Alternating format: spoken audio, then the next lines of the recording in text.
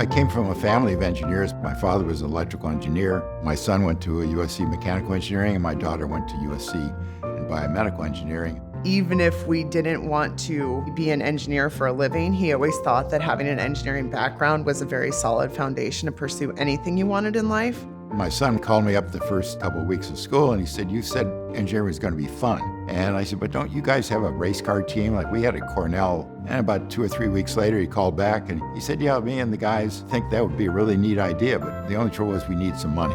So I got out my checkbook first of many times. I joined the Dean's team in 2001. Then Jim became the chair of the Board of Counselors. So he has been doing this for 16 years. Jim recognized the need for students to get outside of the classroom and really get some hands-on experience. After I got involved with the race car team, numerous other teams started to evolve coming out of the students' efforts themselves.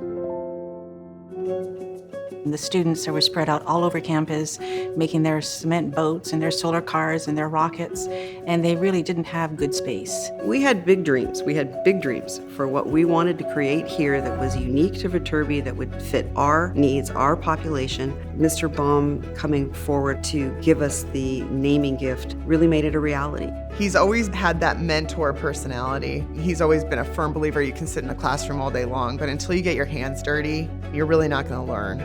Engineers need to make things, and you don't make things in classrooms and on computers. You make things with your hands in a space, and the makerspace gives them those tools.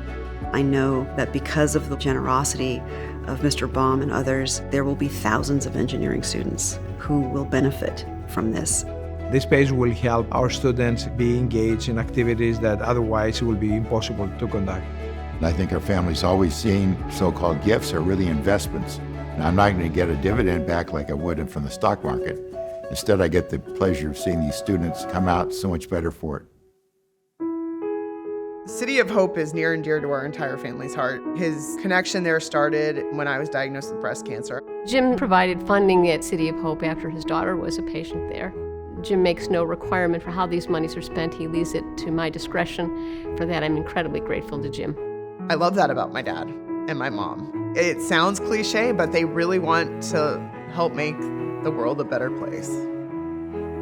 I believe in service because I think it's important to return to this society that's given me so much, and I get rewarded more than enough to pay for my time and effort.